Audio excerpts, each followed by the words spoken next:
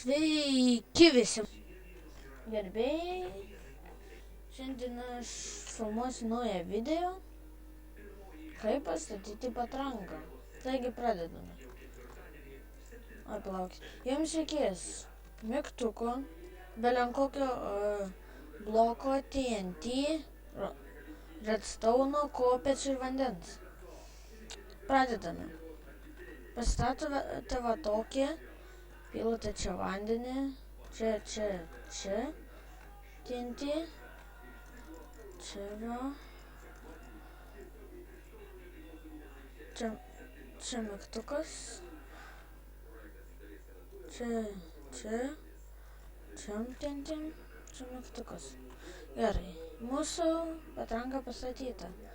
1, 2, 3. Spaudžiame šitą.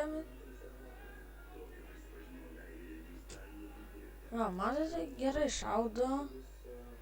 Taigi aš baigiu šitą video.